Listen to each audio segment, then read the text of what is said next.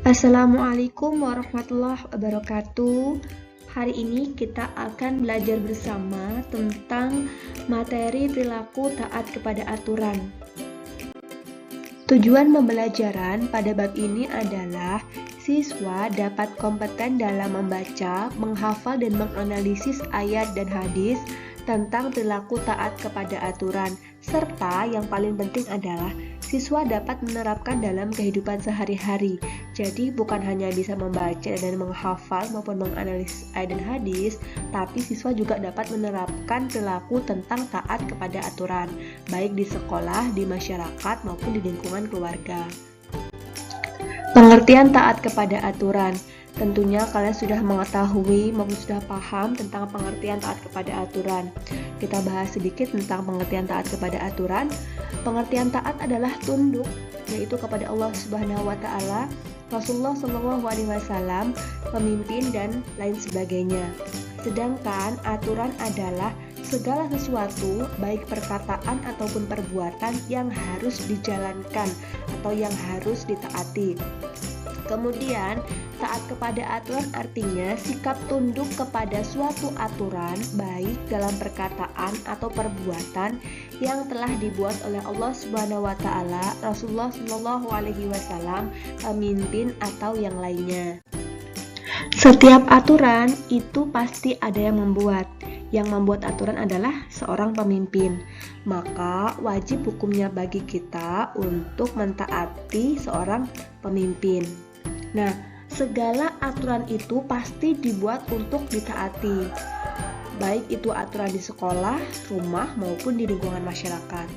Aturan yang paling tinggi adalah aturan yang dibuat oleh Allah Subhanahu wa taala, yaitu berupa Al-Quran. Sedangkan aturan yang lainnya yaitu aturan yang dibuat oleh Nabi Muhammad SAW yang berupa hadis, serta aturan-aturan lain yang dibuat oleh pemimpin baik di lingkungan sekolah, keluarga maupun masyarakat. Nah, oleh karenanya peran pemimpin sangatlah penting.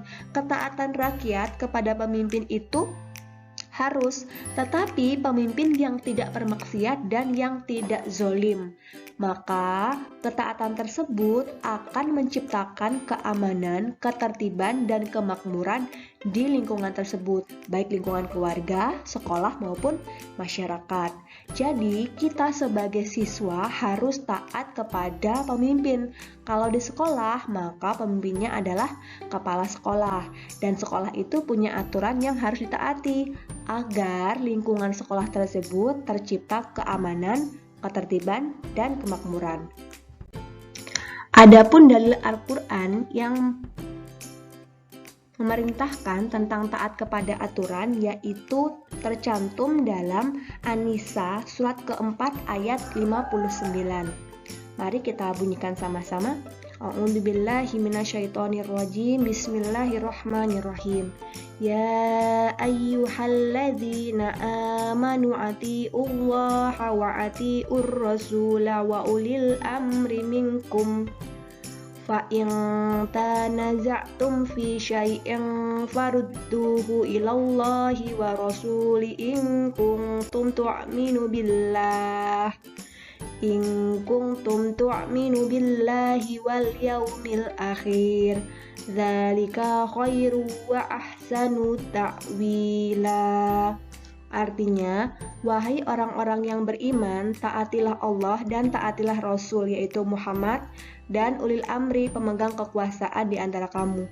Kemudian, jika kamu berbeda pendapat tentang sesuatu, maka kembalikanlah kepada Allah Subhanahu wa taala, yaitu Al-Quran dan Rasul atau sunnahnya.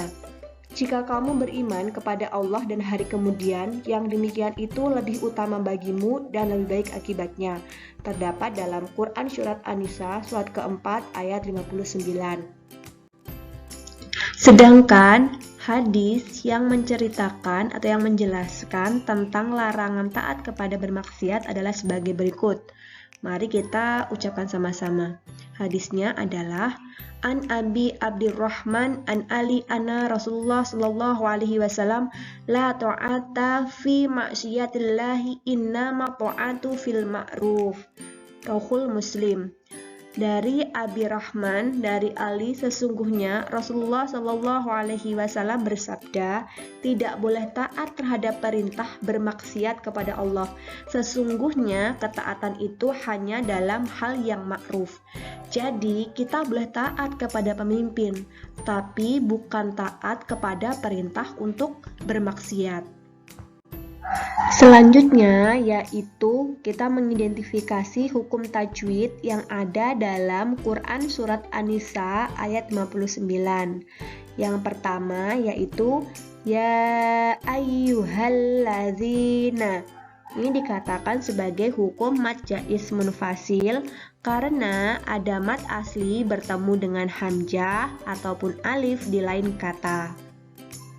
Kemudian yang kedua atiullaha, yaitu dikatakan sebagai hukum bacaan tafhim karena ada alif lam jalallah yang bertemu atau didahului oleh huruf atau oleh harokat domah.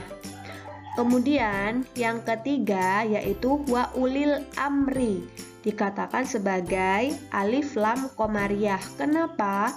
Karena ada huruf alif bertemu dengan huruf qamariyah. Kemudian yang ketiga yaitu qumtum, dikatakan sebagai ikhfa karena ada nun mati bertemu dengan huruf ta, sedangkan hurufnya ikhfa ini ada 15. Yang cara bacanya adalah samar.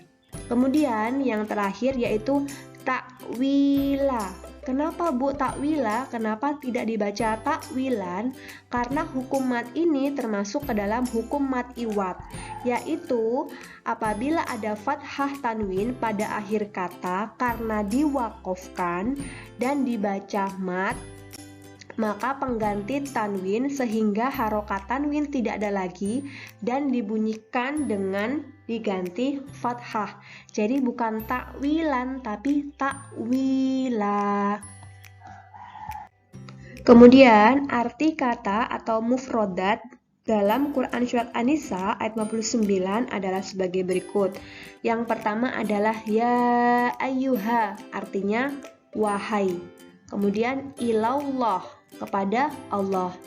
Alladzina amanu, orang-orang yang beriman. Warrasuli, dan Rasul. Atiullaha, taatilah Allah. In kuntum, jika kamu. Wa atiur rasula, dan taatilah Rasul. Tu'minuna, beriman. Billahi, kepada Allah. Wa ulil amri, dan pemimpin. Wal yaumil akhir, dan hari akhir. Minkum, di antara kamu. Dzalika khairu, yang demikian itu lebih baik. Fa in tanaza'tum, jika kamu berbeda pendapat. Wa ahsanu ta'wila, dan lebih baik akibatnya. Fi syai'in, tentang sesuatu. Farudduhu, maka kembalilah. Nah, dari yang tadi kita bahas dari awal sampai dengan akhir, kandungan Quran Surat An-Nisa ayat ke-59 adalah memerintahkan kepada kita untuk mentaati perintah Allah Subhanahu wa taala, Rasulullah Shallallahu alaihi wasallam dan ulil amri. Sedangkan pendapat para ahli atau para ulama tentang ulil amri yaitu yang pertama, Abu Ja'far Muhammad bin Jarir At-Tabari menjelaskan bahwa ulil amri itu adalah umara, ahlul ilmu, fikih. Kemudian sebagian ulama juga berpendapat bahwa ulil amri adalah sahabat-sahabat Rasulullah. Kemudian Al-Mawardi menjelaskan juga ulil amri itu adalah umara, kemudian ulama, fuqaha, dan hanya dua sahabat yaitu Abu Bakar dan juga Umar. Kemudian Ahmad Mustafa Al-Marahi dia berpendapat bahwa ulil amri itu adalah umara, ahli hikmah, ulama, pemimpin pasukan, dan seluruh pemimpin lainnya. Nah, selanjutnya ini adalah contoh-contoh perilaku dalam kehidupan sehari-hari, yang mana dalam contoh ini nanti coba kalian perhatikan, ada yang dia taat kepada aturan dan ada juga yang tidak taat kepada aturan. Yang pertama, ini adalah gambar orang sedang melakukan sholat berjamaah. Nah, imam ketiga makmum ini dia taat kepada imam. Berarti contoh gambar ini adalah contoh gambar yang taat kepada aturan. Kemudian yang kedua ini adalah gambar seorang anak yang tidak patuh kepada orang tua.